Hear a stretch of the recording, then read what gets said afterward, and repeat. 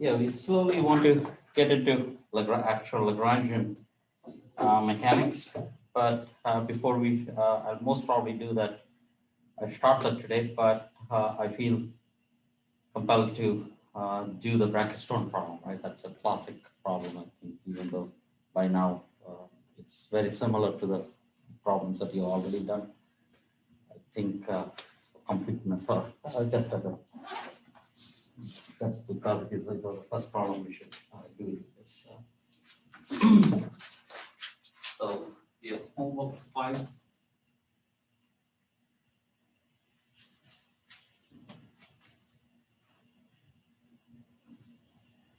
Due on Tuesday. Remember what homework was about. I don't remember what homework 5 was about. That so yeah, probably yeah, something on geodesic. Like we did it for a sphere. I asked you to do it for a cylinder, I suppose. And the catenary problem. Oh, we have a homework due, and we also have the midterm. Yeah, I forgot. Right, and this is going to be in class. Did I announce this last time? Yeah. So we are going to have this in class. There are only 2 of us. So I thought I was thinking about it about the exam. So one question on functional derivative, one question on let's say one of the problems that we have done, like one of the Fermat's problem or something reasonably simple, probably just the differential equation itself, and maybe one problem analyzing the differential equation. Like after we solve it, there's a little bit of analysis there. Fermat's thing, is it the light? Yeah, the light optics thing that we, I mean, I'm saying it something like that. I mean, a minimization problem. I mean, I could be, I mean, there have been 3 kinds of problems we have done. One is the optics, the Snell's law in a continuous medium. Second is geodesics, like shortest path, like we did it on a sphere, we did it on a plane. I can ask you to do it on a cylinder, which is reasonably straightforward. In the exam, it comes out reasonably well. Or you can think of it as a cone. But it's usually simpler problem. So, and so that so that's a geodesic problem. And the third is like a catenary, like why is the St. Louis arch the shape it is, right? The power cables, why are they having a certain shape? Power cables have a geometry. Tell that again? When they're hanging? Yeah, when they're hanging off 2 posts, there is a particular shape. It's called a catenary. That shape is exactly the same as the shape of St. Louis arch. Like it is, or you can ask in mechanical engineering, if you were to have a brick wall or concrete structure, which shape will minimize the, let's say, or which will be the strongest. Like there shouldn't be any, the idea is, I think that there shouldn't be any forces, like all the forces should be balancing this. There shouldn't be any component of the force on that side. So which geometry is most ideal? I think that's how you would say it. I never thought of it as a structural problem. I've done the hanging thing that there you minimize the energy. In engineering, because we have this same problem in bricks, right? You might have seen that, like you often place bricks here like this, right? In old, let me put it like this, right? An arch. So you can ask, what should be the shape of the arch, right? Is it always spherical? It's not spherical. I would think it is the idea of a catenary again there. But I'm just thinking, what is the minimization principle there? What will you minimize? Is it energy, or probably in this case, it'll be the torsion, right?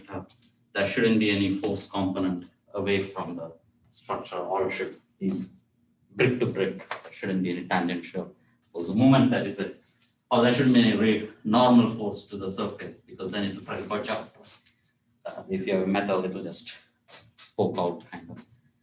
And yeah, good exercise there, but I have never thought about it properly.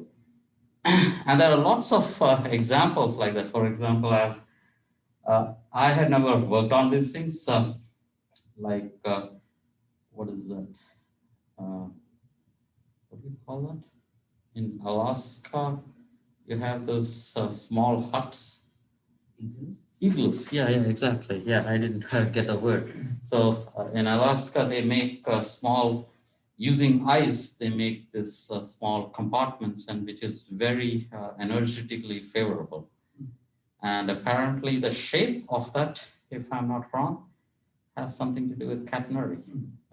They have found that that is a catenary. Again, I only read it as a popular level. I never thought about what should be minimized there. What else? There's a whole list of problems that are interesting here. Yeah, that's all that comes to my mind immediately.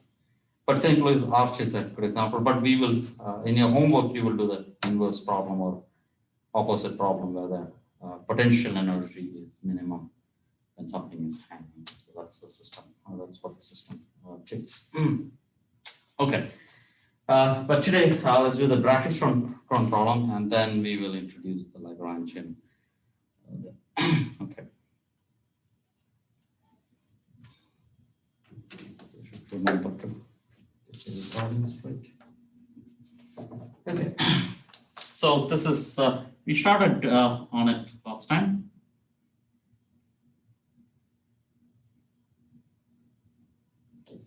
And actually, since I mentioned this, the article that in which I came across that a friend of mine showed me, that's, I think if you look up, there is a magazine called Resonance. It's an Indian, like Physics Today. There's a Physics Today article that's an American physics magazine.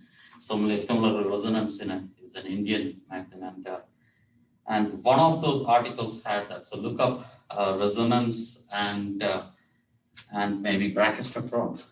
Right? It should have something on that, and where they listed a whole class of examples where these kind of principles show up. And if I remember right, even this Eiffel Tower, there was mention of that, but I'm not sure whether it was a minimization problem or something else. So just look it up. If I remember, I'll try to give the or have a link in our course page that might be good. Okay.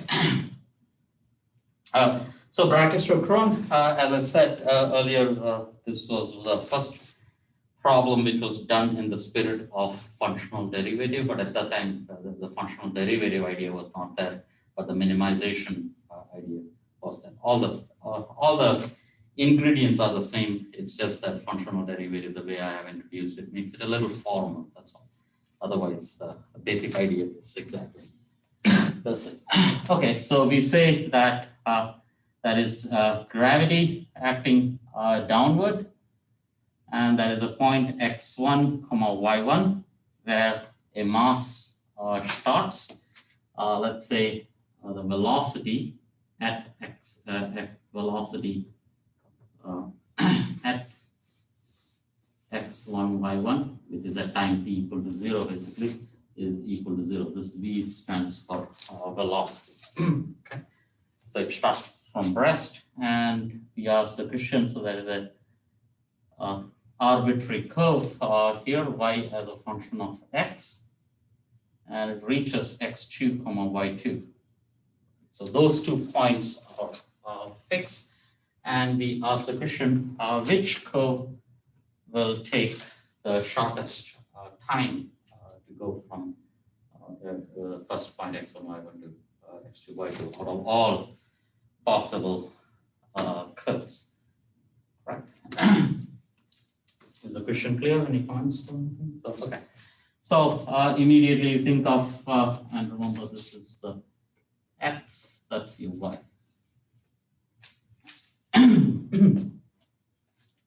You have time, the total time taken for this would be equal, or dt, let's say, will be the s over the velocity at any instant of time. So you integrate over this from x1 comma y1 to x2 comma y2, and that should give us your total time.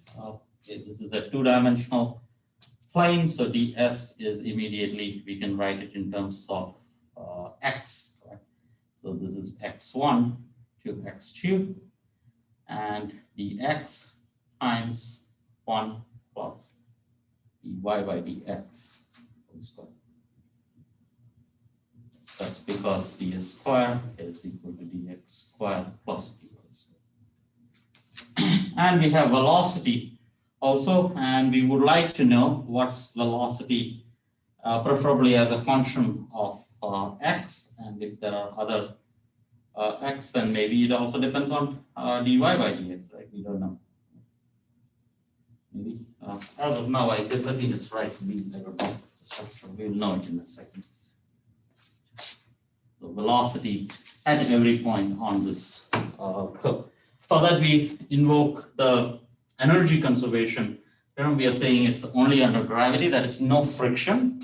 There is one point here that you can consider that if you were to allow rolling, there are two possibilities, that you have a ring and there is something sliding on it, and you could also talk about rolling here. But in case of rolling, what happens is that the advantage is that there is no energy lost in friction. Even though friction is needed for it to roll, whatever amount of energy is lost in the, in, let's say, how do you say that? Whatever energy is lost in the translational part in rolling, or is gained in the rolling part. Right? So there is a balance in there. So if it is perfectly rolling, you can still do it because there is no dissipation. But let's not complicate our thoughts. Let's just say that it's frictionless. So you can say that is something sliding, or simpler, there is a bead and it is actually sliding on this wire. So we are talking about frictionless system. It's just for simplicity, or if we have to talk about perfect roll. If it is frictionless, there is no dissipation, then it's a conservative, gravity is a conservative force, so the energy is conserved. So we have half mv square. Oh, I should be, since no one is there, I have to be careful. Okay. So energy conservation gives us half mv squared at any point in the path, plus mgh. And now I have to decide what do I use for the value for h. Let me say it's y, right? So y is some coordinate with respect to an origin, so that's y. And that's equal to, that remains a constant. If it's a constant, let me go back to the first point, where kinetic energy is 0 plus mgy1.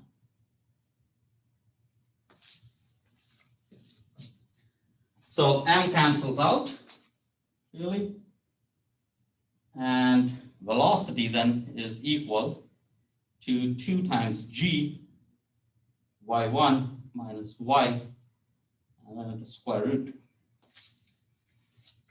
So that's our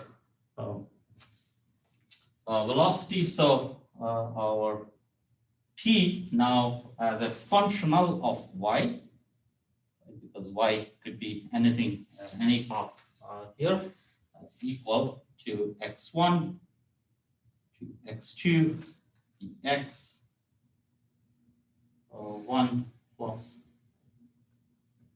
dy by dx the whole square, and we have, let me say this is 2 times g can bring it out, or y1 minus 2 times increase. So that's all, and that's where we were last time. So we should start motivated until here. And first part is last example where we do it in detail. So let's do the functional derivative. And as I said, we should get more efficient at doing this.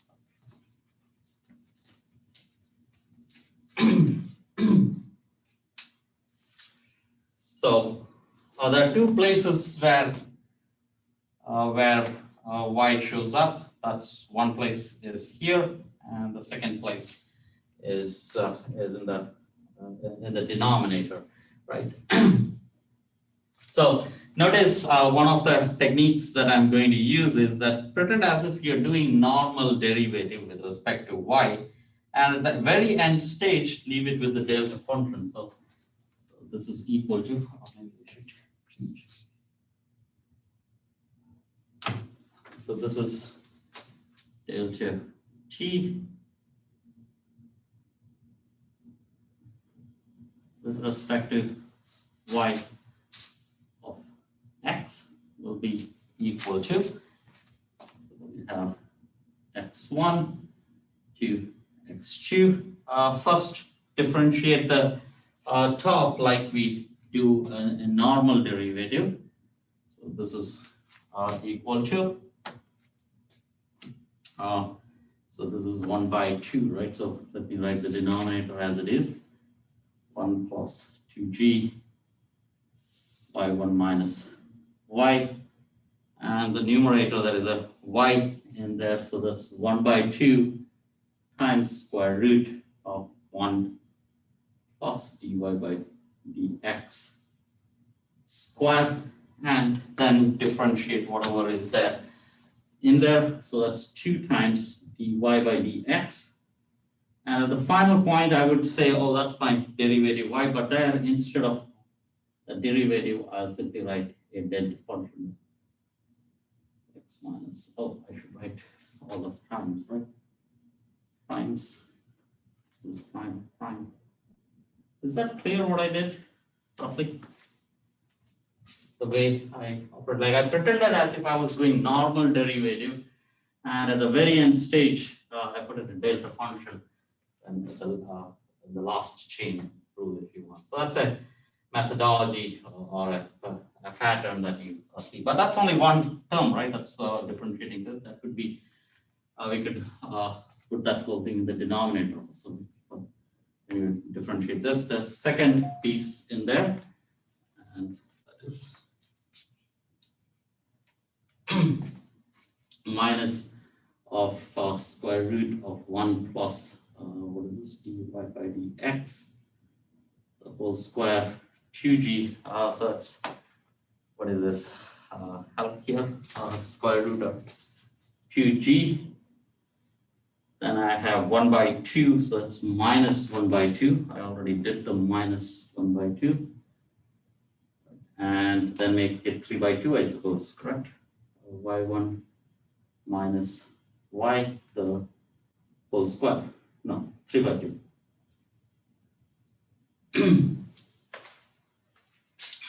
Correct? That term is d by dx prime? Yes, this one, right? This one? No, the first term.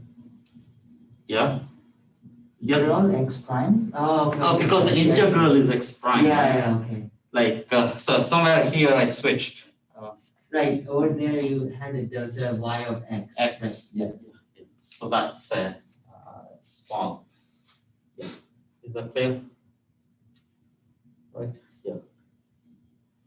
And here, now this is the normal differentiation. Eventually I have to differentiate with the argument inside. Y1 is independent, so that's minus of, so there's also a minus 1 times delta y. Delta y, instead of delta y, you write delta function. X minus x prime. Is that clear what I did? Right. I'm pretending as if it's a normal derivative, but at the very end of the chain rule, and leave it as a delta function. Okay. I think that's what it is. Okay, so let's see. Can we simplify it? Yeah, so remember, whenever we are doing a delta function integral, if on the boundary there is no variation, then you just take a derivative, right? A derivative of whatever is on the left-hand side. Okay. Seems more complicated than usually it is, so I hope I'm not making a mistake. Okay, let's see. So take a derivative of the whole thing, right? D by minus d by dx when you take the derivative. And now, since it's a delta function, x prime gets replaced with x again. That's how we get back our x. So that's your 1 over 2g y1 minus y square root, and that is dy by dx over 1 plus dy by dx square. Right. That's this piece, and this is a derivative plus, right? Plus 1 by 2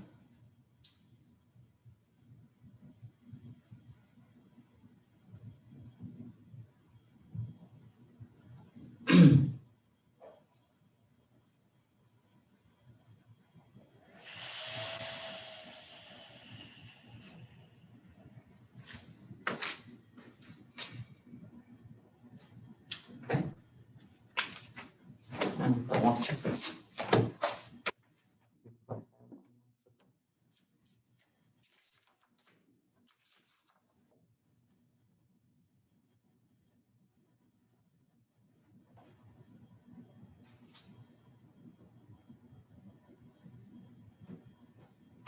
Oh, that's the point. Yes, right, yeah. Okay, that's it. Okay, good.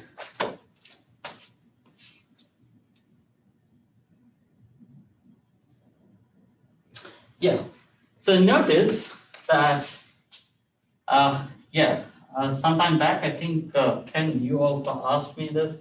You said, isn't there a choice here?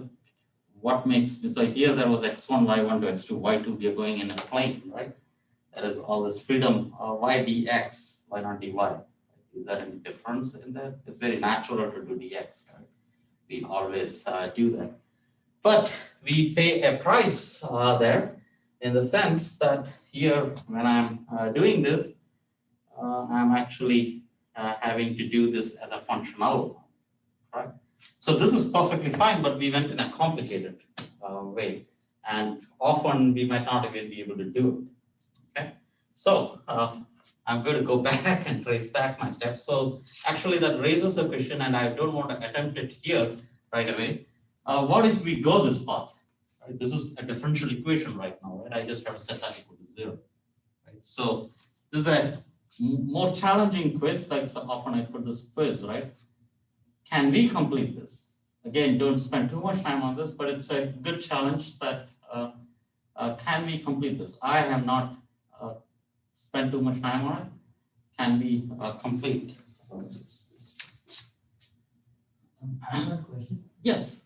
That negative d over dx, that comes because of the integration by parts? This one? Yeah. Oh, yes. Okay. It's the second term, right? This one? No. I mean, Yeah. when you're doing integration parts, you have this first term and the second term. That's correct. okay, That's where the correct. Yeah. And there are two terms in the integration by parts.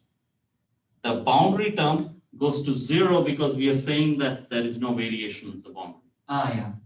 Okay, so that's an assumption we are making because we are forcing this this block to go through those 2 points. That's like, there is no variation in that. We'll come back and do that. That is an important piece. There's a lot of physics in there when you vary the things. We'll come back to that probably in a week or 2. But this is, I would say, can we complete this? And I'm not doing this because I have done this for other problems, and often this is not even practicable. You will get stuck somewhere. But that doesn't mean that in this problem you get stuck. And often if you come across this in other situations, there is an identity which is called Beltrami identity. Whenever you come across this situation. So that's also good to look up. So the quiz problem is try to complete this, just attempt on it. If you cannot do it, I understand. And look up what is Beltrami identity. So since there is an unsolved problem or a problem you cannot solve, the other method gives you a solution. That means this must be true. Right? So that's what Beltrami did, that he said this variation has to be equal to this variation. So this became an identity. But it's, yeah, I didn't intend to do this way, but it sort of gives you an idea of what kind of thing you come across when you do these problems. Okay, any comments or questions there? Okay, so let's go back and retrace our path there, and let's say we go back and start from here again, right? So t is equal to, t is also equal to, instead of x, we said this is y1 to y2, and this is dy now, correct? And this is 1 plus dx by dy, the whole square. And this time, this is just a variable now, right? y1 minus y and 2g, this is just a variable. This is not a functional now. So that's an advantage here. And this is now a functional of x.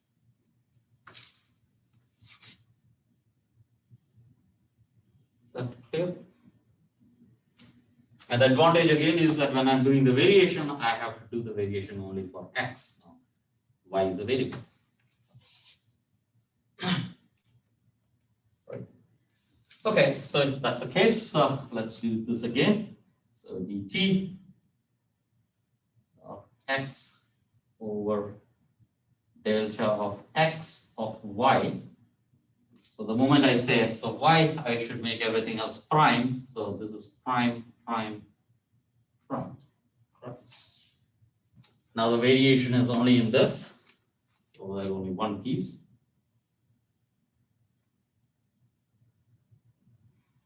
Y prime 1 over 2g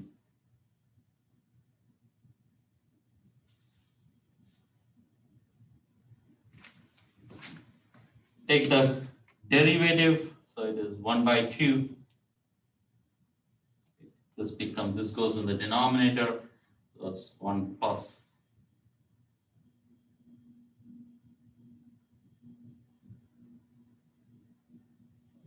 2 times dx over dy prime, and finally d by dy prime of delta function.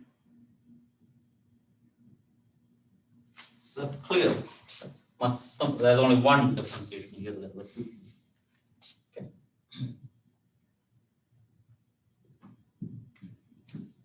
Same idea. Integration by parts, but this time only one integral. So just go on the other side with a negative sign. So this is equal to negative d by dy prime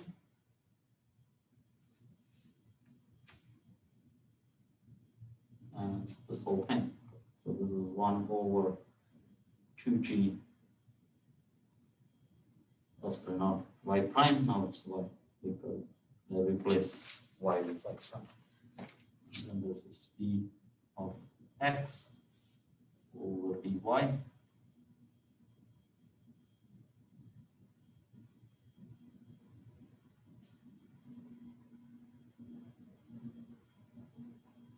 Okay.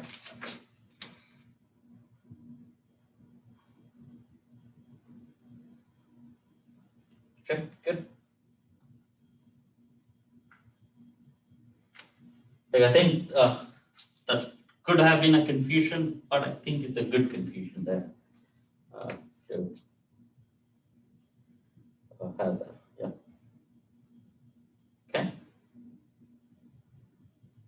So that's our derivative, and our minimization principle or extremum principle is that if we are talking about a system, it tries to minimize the energy. So then, or we are actually minimizing the time in this scenario. So if we are interested in the minimum time scenario, this has to be equal to 0. So you set this to 0. So minimization principle, if you want. So minimum or extremum time, right? So extremum time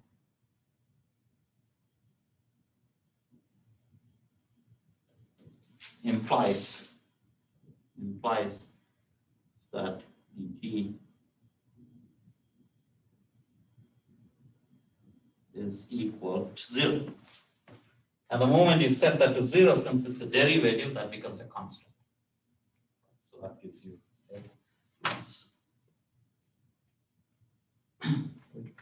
so that gives you a constant. Any questions there?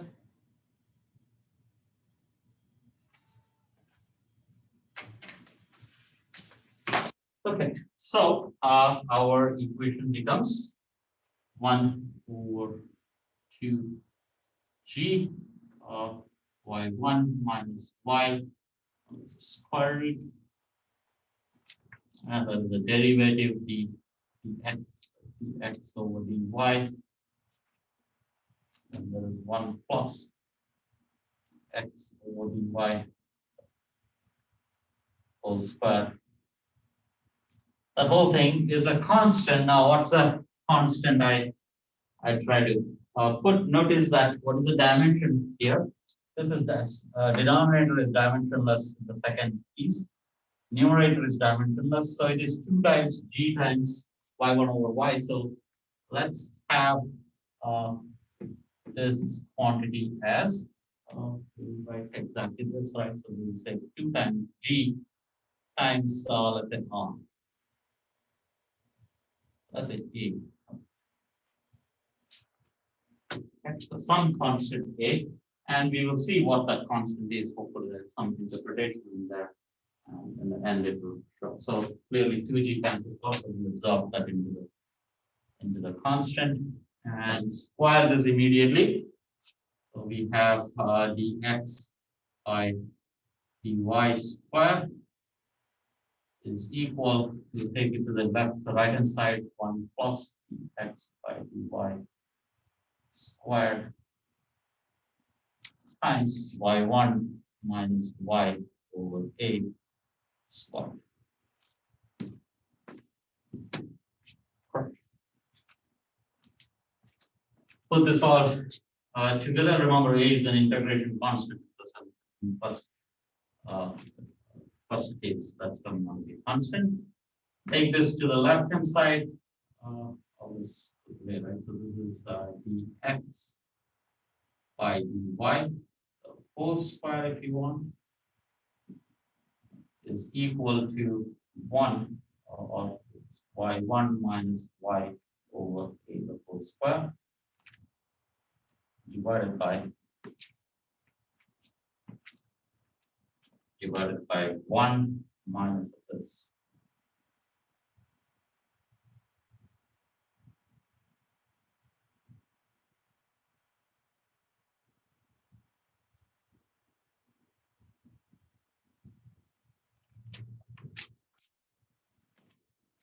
Good.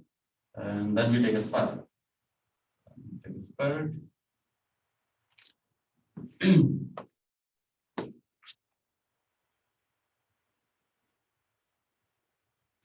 So if we want to proceed, we want to integrate this.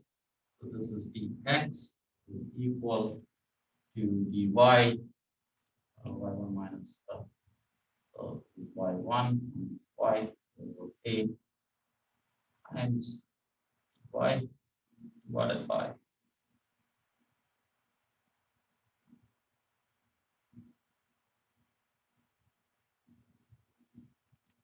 and we integrate on both sides.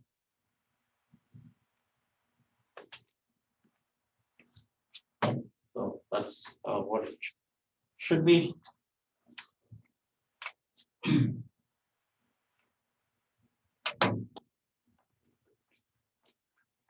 Okay.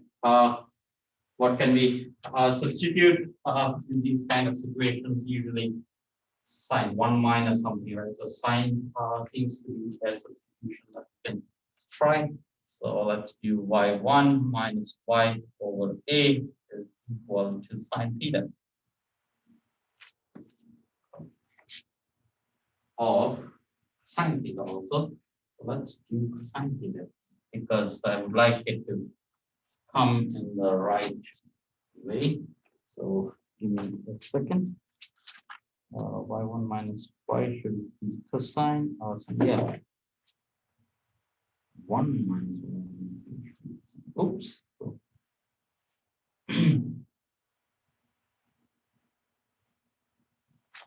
Yeah, so let's say this is the cosine. Okay, so we immediately have minus dy over a is equal to minus sine theta d theta. So dy is equal to a sine theta d theta. So that's equal to, so we can say x minus x naught maybe. That's a constant of integration. Right, maybe. And this is equal to y1 minus y over a is cosine theta.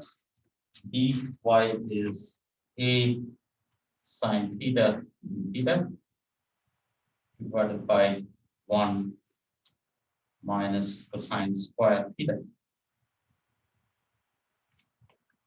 I'm just hoping.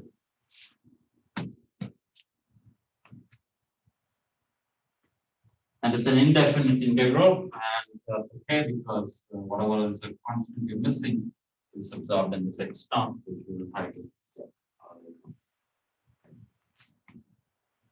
should be all fine.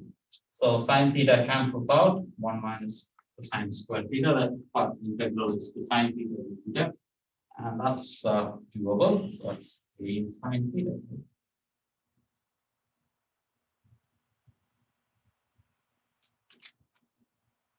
So we have, so basically this is x minus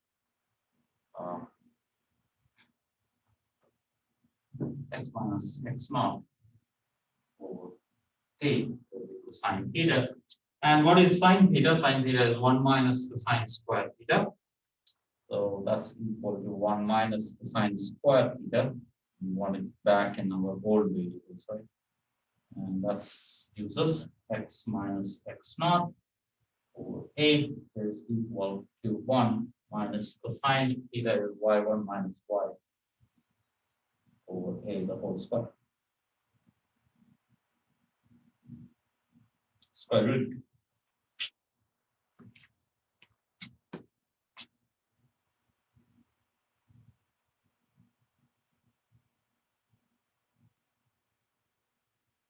Is that a mistake? It seems to be a circle.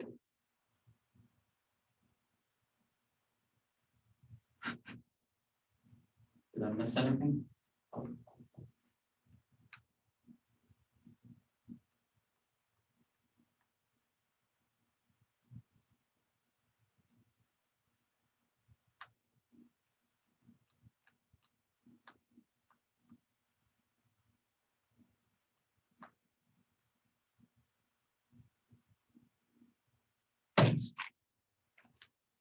This seems to be wrong.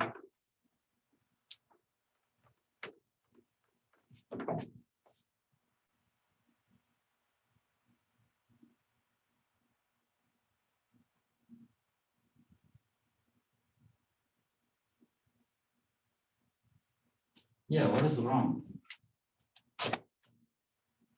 Because this is a circle, right? This implies that x minus x naught over a the whole square plus y1 y minus y1 over a the whole square is equal to 1. And that would mean that this should be part of a circle, right, with some center, the radius a. Right, these are the centers of the circle, which is not a solution, but I mean, Brachistochrone problem has a solution as a cycle. So what went wrong? There's a mistake in this first step, and yes, yeah, let's do that. So let's check the second line here. Right, there's a mistake. It seems it's kind of sliding. So it's not intentional. That's wrong. And when we go from here to here, so I squared it. I squared this quantity. I squared this quantity, that's this. When I square this here, right, that's the square root. So that should become a linear quantity. This is squared. So that's sorry, so the whole thing goes off. Back. That was not intentional.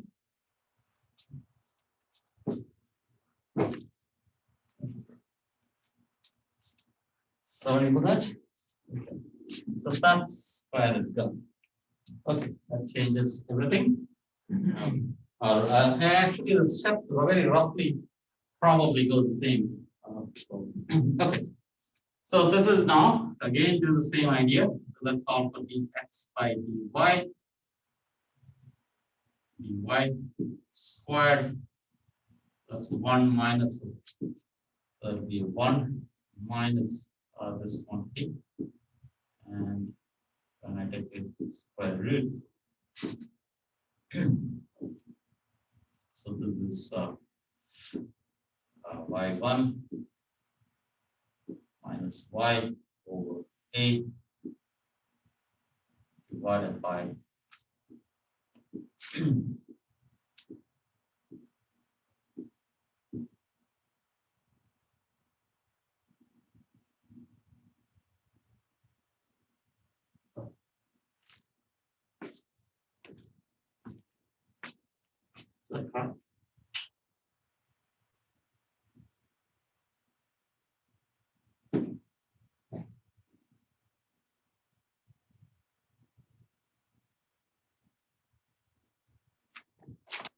which can be flipped immediately, and this is the same as 1 over a over y1 minus y minus 1.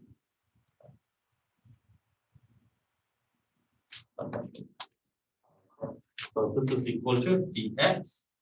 We have to do the integral dy over a over y1 y minus 1.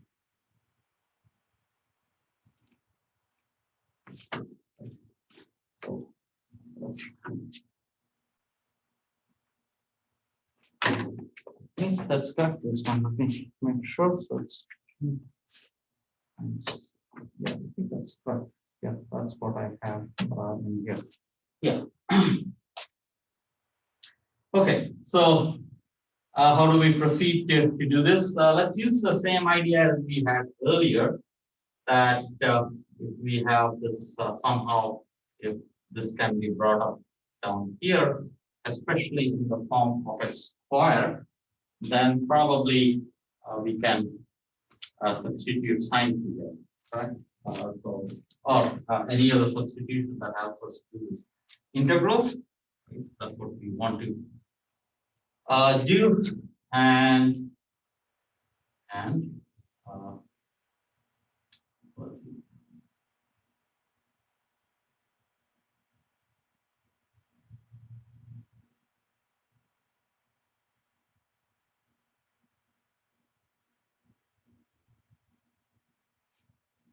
We're going from y1 to y2, right?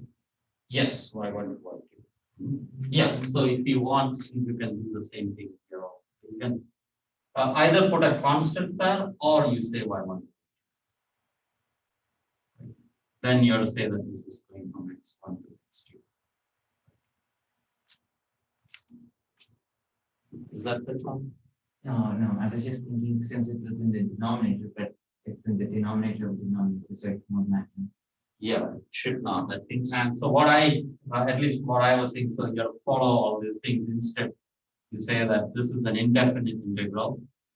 And whatever all this is, that will be captured in the constant. All right. So do the indefinite integral, and these limits will be decided at the end. Decide at x1, y1, we know the initial condition. So that will capture the function. Both is okay. Okay. So let's do a small algebra here. That might be easier ways of doing this. So let's substitute one way is to think of this y1 minus y is actually 1 over y tilde. Okay. So and then this whole expression here is 1 over y tilde minus 1. So let's just see that. I want to see that it's square here so that I can substitute this sine theta term there. And why do I think of it? Again, this is an inverse problem. Like first time in Bernie we did it, I'm sure it's not very obvious, but since I know that this is very closely related to a circular motion, which is actually moving, so I want that sine theta form there. So how do I get that sine theta form? So I do a manipulation here. So I do this 1 y tilde over y tilde square minus 1. Right? So when I pull this out, I pull the y tilde out, so this becomes y tilde over y tilde minus y tilde square. But that's still not in that form, right? What I would like to do for substitution of sine theta, this is all algebraically correct. Add and subtract in here. So this is equal to y tilde over 1 minus 1 plus y tilde minus y tilde square. Right. And that should be a complete square or easy. But it's not, right? So I go back.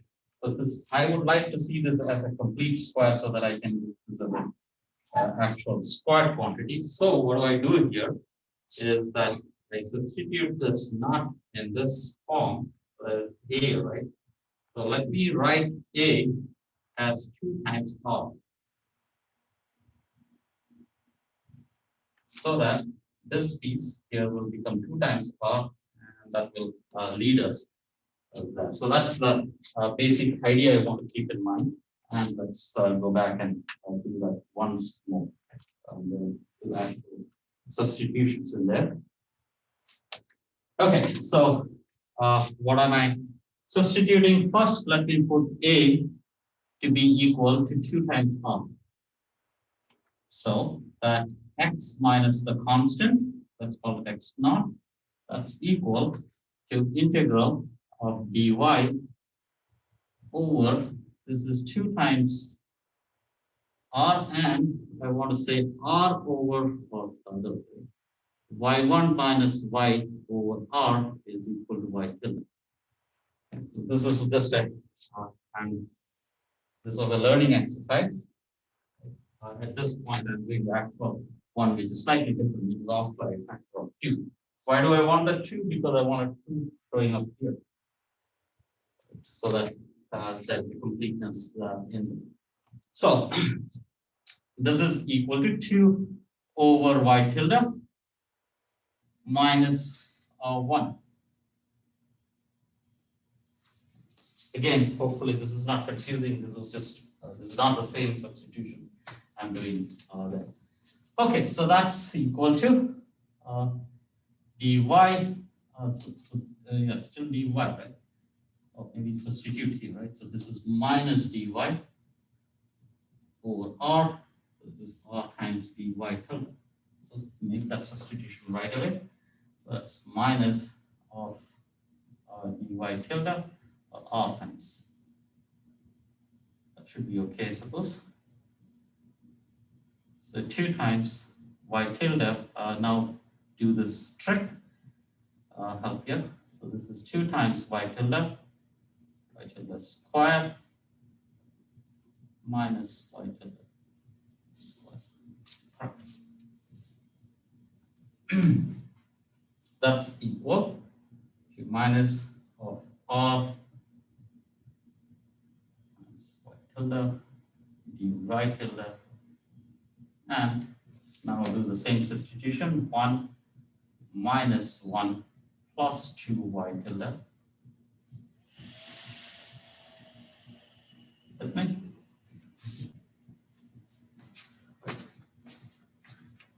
Did I confuse too much? Yeah. Sometimes the only justification I give is that hopefully mistakes sometimes start there. But it was not intentional, I was not wanting to actually mess up.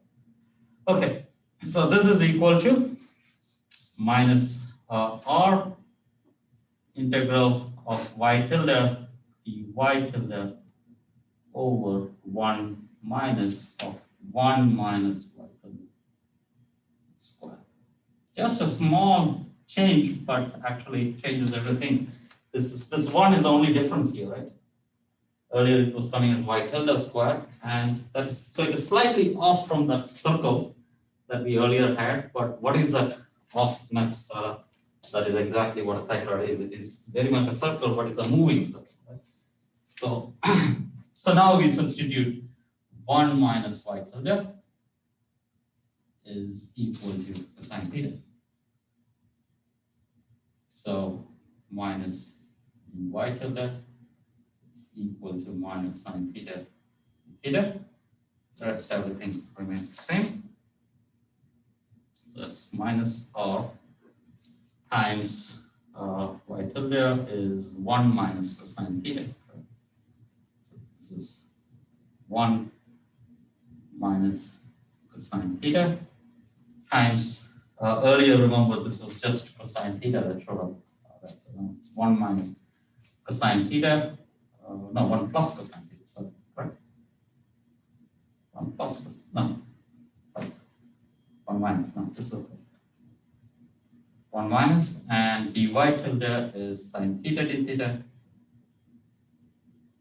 and 1 minus cosine square theta. 1 minus cosine square is exactly sine, so it cancels out, right? And we have 1 minus cosine theta integral, and that's equal to minus r times integral of 1 is just theta, and the integral of cosine theta is just sine theta.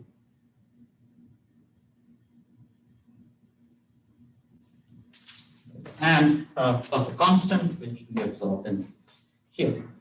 So this whole thing can be collected as x minus x naught over r. You want minus, so this is equal to sine theta, which is 1 minus cosine square theta.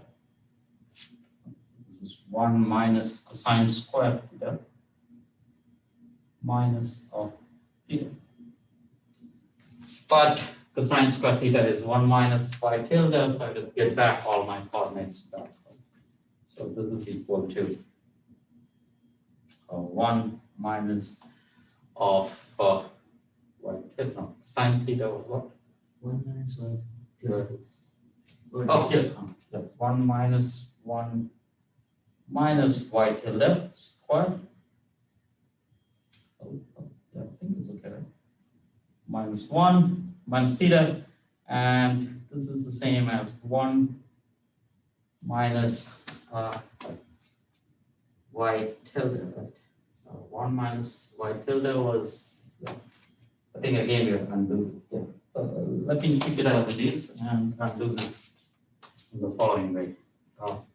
So this is x1 minus x naught over r plus theta, the whole square,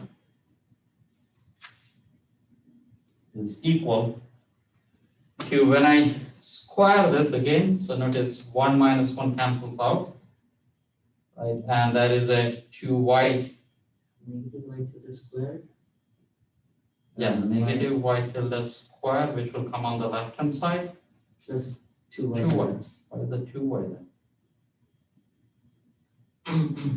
Negative y tilde square and plus 2y tilde. That's it. Yeah, I see that, but I'm wondering what does it mean? Okay, let me write it as it is now. Okay, 1 minus y tilde was y1 minus 1. Right? Oh, is it a or r?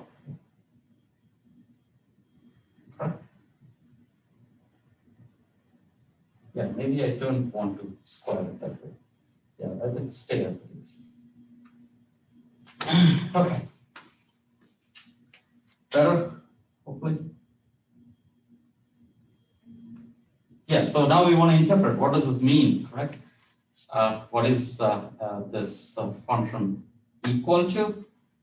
Let's see, r1 minus. Yeah, so let's go back and see if we can get a geometry of this somehow. Yeah, There is still a theta in that expression. yes, that is a theta. Oh, what was theta? Yes, That's the cos inverse of 1 minus yes. So it seems like it is all completely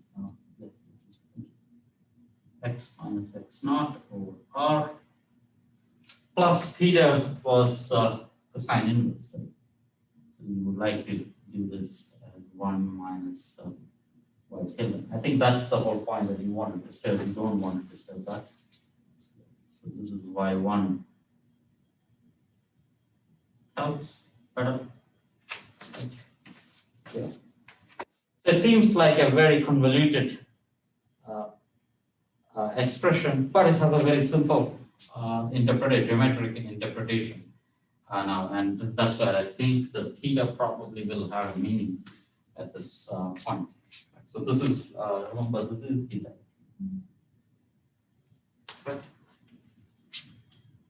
Okay, with me as of now? Any confusion? Ken, did I confuse a lot? I did. Okay. Until this stage should be clear, maybe, right? It is just a matter of going from here, what does this mean, right? So let me actually do a geometry and then come back and interpret this. This is so I think this way of doing it, it sort of gives the importance of this also, that it was not an obvious problem to get the realization that that's a second. Okay. So go back and let's think of a cycloid now. And I think I want to capture this 1 minus. So let me, so if you have a circle and it is rolling with an angular velocity omega, it is perfectly rolling, so it's linear motion. V is exactly equal to omega times r. And if it is moving like this, how much it moves is what we are interested in, but I want to actually capture this 1 minus, so my guess is that I have to invert this. There is another associated problem. Think of this as doing the opposite way, right? This is sort of the mirror image of that circle. Right? At this point here, when it is here, so this point might be this point here, right there as you're evolving. That's what would happen. So this point here, how would you get that? So that's your r, and how much you evolve in a certain amount of time is angle theta. So if it was not moving, there is a certain amount of angle theta it will evolve.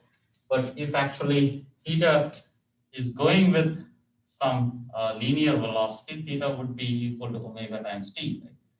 If it is going with a constant angular velocity, the amount of angle it will evolve is theta times t.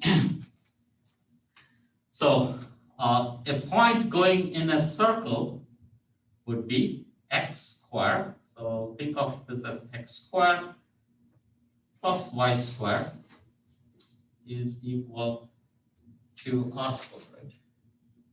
That's a circle. So this will be, how would you say this? So this is r cosine omega t plus y is r sine omega t square.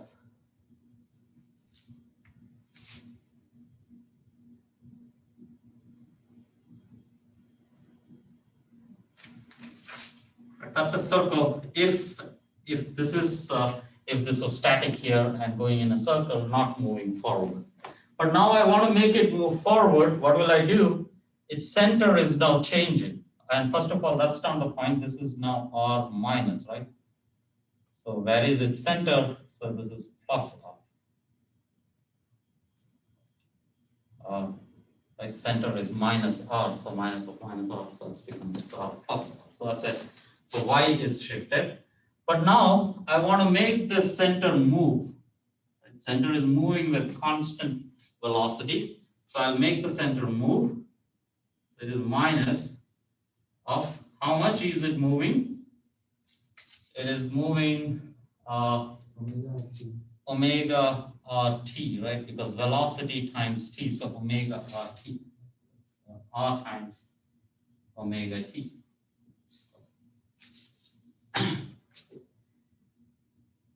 But our omega t is captured in theta, so this seems like our equation is r times cosine theta minus theta, right, squared, plus r times sine theta plus r squared is equal to r squared. So are we having anything like that in here? Let's see.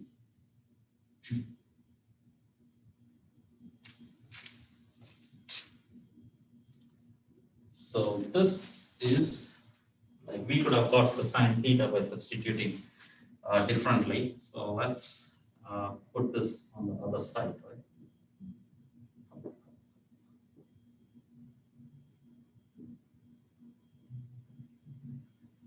Yeah. Oh, this is r, right? So r cancels out. So let's say y, yeah, this is x. X is equal to r cosine theta minus theta r. That's our substitution. And y is equal to r plus r sine theta.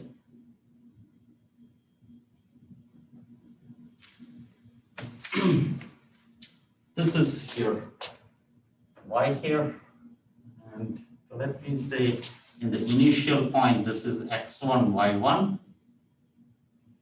so I would have to put in y minus y1, right? So yeah, so what this is y minus y1, wherever I see divided by r, that's equal to 1 plus sine theta.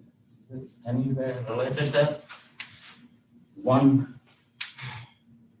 minus y1 y is actually cosine theta, so I should change that substitution. And this one is x minus x1 over r is equal to cosine theta minus theta. X minus x1 over theta. Yeah, okay. Okay. Did this make sense, by the way? I was trying to figure out my own way.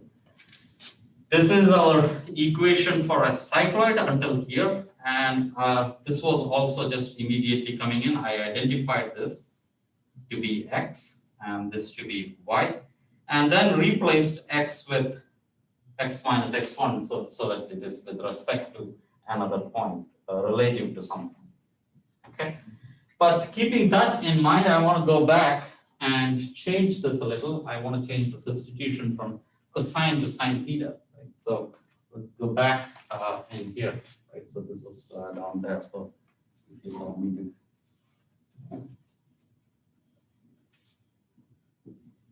Oh, what should I do? Capture this. Oh, this is not good. Sorry, that's it.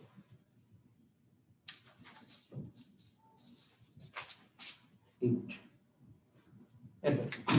Hopefully. Okay, so this is now sine theta and minus dy theta is sine theta.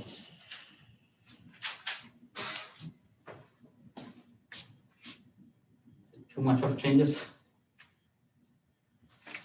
Okay, so this is x minus x naught over r is equal to minus of, so minus dy dt is needed, so I'll keep that.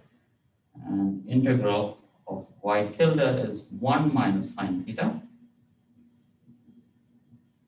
minus sine theta.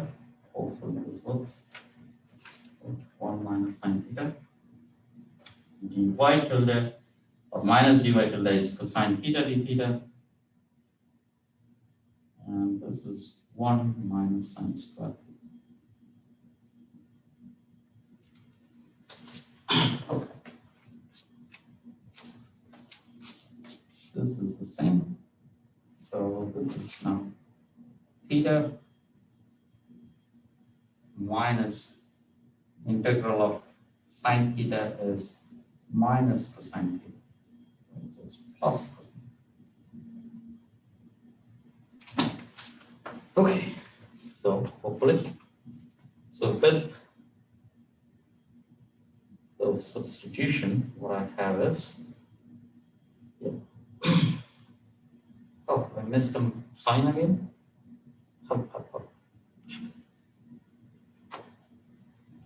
Can I save it?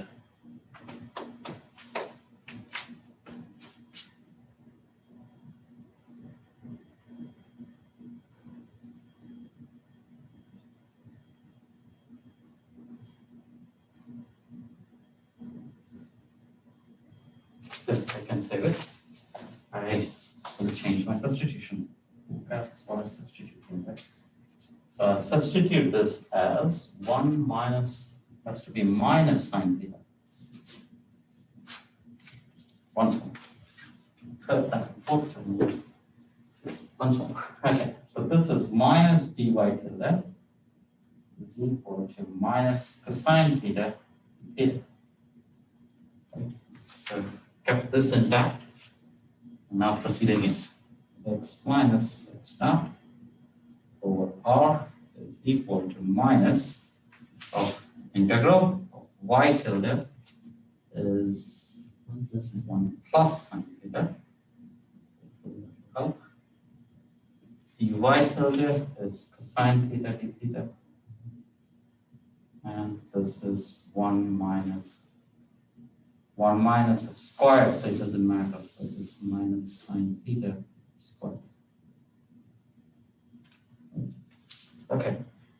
So this again goes away. And this is minus of theta, and sine theta integral is minus the sine theta. Okay. Still doesn't work, huh? Oh, no, it works like this. So I get x minus x naught over r to be equal to cosine theta minus theta, right? Of course, I should replace thetas with y1 minus y. But what was my substitution here? So this is y tilde was 1, y minus y tilde was equal to 1 plus sine theta. Right, which is the same as y minus y1 over r is equal to 1 plus sine theta. So of course, ideally speaking, I should replace it with theta and get this, but this is the parametric equations we have for x and y, which is exactly the same as for a cycloid. So the non-triviality is that, yeah, it is harder to see it this way, but geometrically, if you start from there, it comes out exactly that. Is that? So, like at this stage, don't invert it. Instead, say that this is a cycle.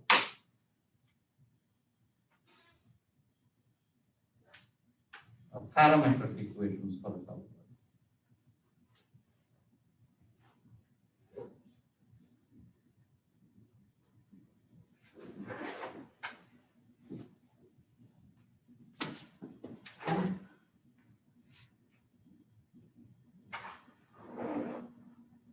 I went around in circles a lot, but hopefully the idea was to get this precisely without any. So your choice for 1 minus y tilde was based on the cycloid. Based on solution. cycles, Right. exactly. Yeah. The first idea was that, yeah, it is closely related to circles, so I want to replace, get a sine square structure there.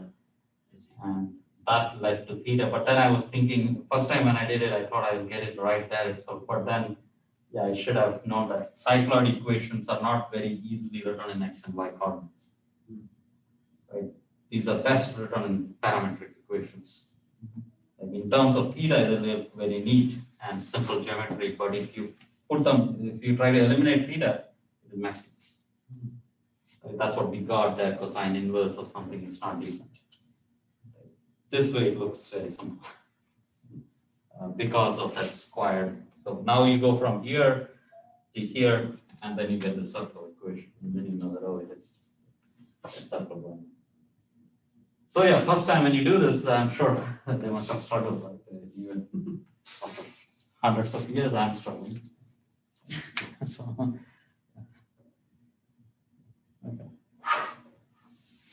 okay, hopefully helps all this. So next time I'll do that. Like I mean, I was hoping this would be done very quickly, but.